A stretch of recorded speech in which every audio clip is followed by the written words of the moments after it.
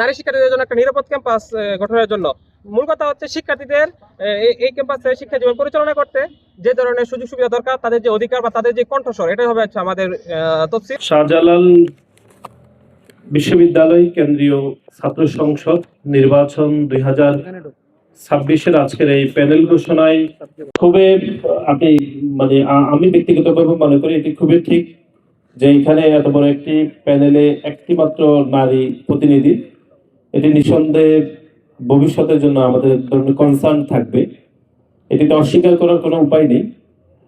তো এখানে বিভিন্ন সীমাবদ্ধতা প্রতিবন্ধকতা ছিল, আমরা আরো অনেক কিছু চেষ্টা করেছি যে আমাদের প্যানেলে বিশেষ করে নারী শিক্ষার্থীদের প্রতিনিধি হিসাবে নির্বাচন করার বিষয়ে সেই প্রতিবন্ধকগুলো কাটিয়ে আমরা ভবিষ্যতে যে কোনো ছাত্র সংসদ নির্বাচন বা এখানে যদি পুনরায় আবার ছাত্র সংসদ নির্বাচন হয় সেক্ষেত্রে আমাদের এই প্রয়াস অব্যাহত থাকবে। কিন্তু আপনি যেটি বলেছেন এটি আমরা অস্বীকার কোনোভাবে করছি না। আর এখানে দেখুন, বাংলাদেশ জাতীয়তাবাদী ছাত্রদল এখানে প্যানেলটি করেছে, একটি রাজনৈতিক ছাত্র সংগঠন ছাত্রদল রয়েছে, এর বাইরে সাধারণ শিক্ষার্থীদের প্রতিনিধিত্বকারী অনেক শিক্ষার্থী রয়েছে এবং সামাজিক সাংস্কৃতিক সংগঠনের প্রতিনিধি যারা দীর্ঘদিন ধরে বিশ্ববিদ্যালয়ের বিভিন্ন সামাজিক সাংস্কৃতিক সংগঠনের সাথে যুক্ত, তাদের সকলের সমন্বিত প্রয়াসে আমরা এই প্যানেলটি করেছি। তারা একটা ইনক্লুসিভ করবে এবং সেখানে ভিপি হিসাবে আমাকে তারা সমর্থন করবে, সেই ক্ষেত্রে আমি তাদের সাথে আর কি অ্যালাইন করি। তো আমরা আশা করি অন্যান্য ইউনিভার্সিটিতে আমরা দেখছি, ঢাকা ইউনিভার্সিটি সহ বাকি ইউনিভার্সিটিতে তারা একক প্যানেল দিচ্ছে, সেক্ষেত্রে একটা আলাদা রেজাল্ট আসছে। কিন্তু আমাদের এখানে যেহেতু তারা প্রপারলি একটা ইনক্লুসিভ করছে, 50% সাধারণ শিক্ষার্থী এবং 50% রাজনৈতিক ব্যক্তিবর্গ, এবং যে 50% হচ্ছে আপনাদের রাজনৈতিক ব্যক্তিবর্গ দিচ্ছে তাদের তারা হচ্ছে বিভিন্নভাবে ক্যাম্পাসে হচ্ছে বিভিন্ন 24-এর আন্দোলন সহ বিভিন্ন আন্দোলনে সক্রিয় ছিল। আমাদের এখানে যে জিএস পদপ্রার্থী আমাদের হচ্ছে মারুফ বিল্লাহ, আপনারা জানবেন যে সে হচ্ছে ক্যাম্পাসে ফ্রি টিউশন মিডিয়া নিয়ে কাজ করতেছে, সে অলরেডি 500+ টিউশন দিছে। সে হচ্ছে এরপর হচ্ছে এমার্জেন্সি মেডিকেল সার্ভিস বিভিন্ন হলে রাত 2টা 3টা ভোর 7টার সময় সে হচ্ছে এমার্জেন্সি মেডিকেল দিয়ে মানে মেডিসিন দিয়ে আসে। এরপর আমাদের যে এজিএস ক্যান্ডিডেট আমাদের এখানে জহির, সে বৈষ্ণববিধি ছাত্র আন্দোলনের সাহিত্য শাখার 4 নম্বর সমন্বয়ক ছিল।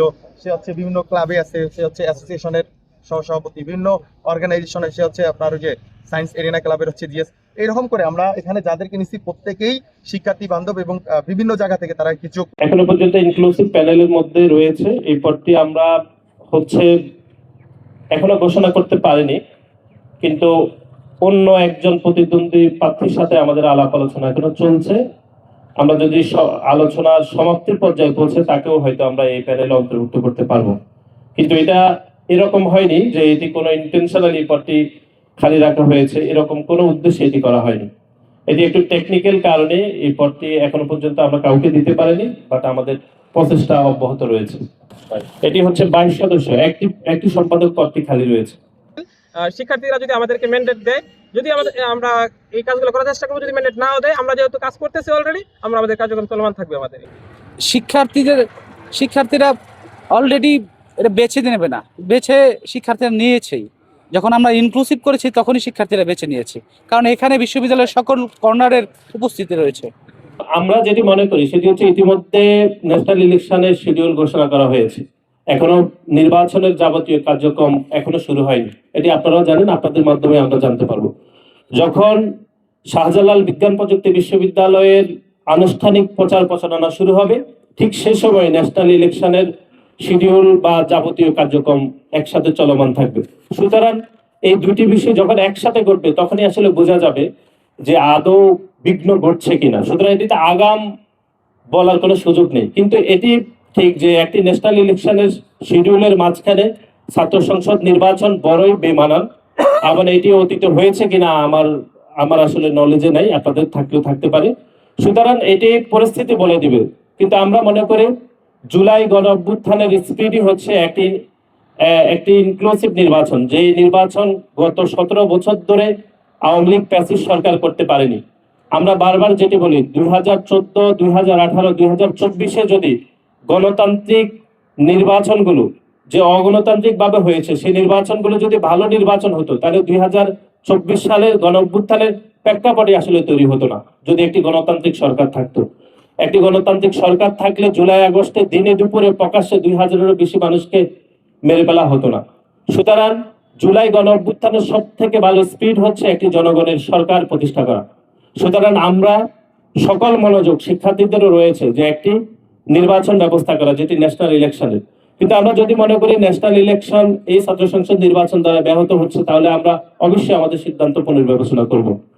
4টি ছাত্র সংসদ নির্বাচন হয়েছে, আরেকটি ছাত্র সংসদ নির্বাচন জগন্নাথ বিশ্ববিদ্যালয়ে সেটি অনুষ্ঠিত হবে।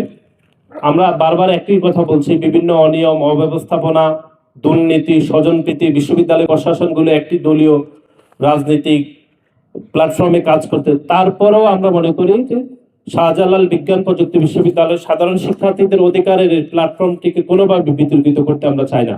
আমরা সবসময় সহনশীল এবং সহযোগিতাপূর্ণ আচরণ করতে চাই। আমরা মনে করি যে 4টি ছাত্র সংসদ নির্বাচনে প্রত্যাশিত ফলাফল না করতে পারলেও বাংলাদেশ জাতীয়তাবাদী ছাত্র দলের সক্ষমতা রয়েছে ঘুরে দাঁড়ানোর, এবং আমরা ইতিমধ্যে এই বিষয়ে কাজ করছি। এবং আমি বিশ্বাস করি এখানে যদি অন্তত বিশ্ববিদ্যালয় প্রশাসন যদি পক্ষপাত পুষ্ট কোনো সিদ্ধান্ত না নেয়, তাহলে ইনশাল্লাহ এই প্যানেলটি এখানে জয়লাভ করবে। এই বিষয়ে আমরা ইনশাল্লাহ শতভাগ আশাবাদী। তো আমরা আশা করি আমাদের এই প্যানেল ইনশাল্লাহ ভালো কিছু করবে এবং আমরা খুব শীঘ্রই আমাদের যে ইশতেহারগুলো আছে সেগুলো আমরা দিয়ে দেব।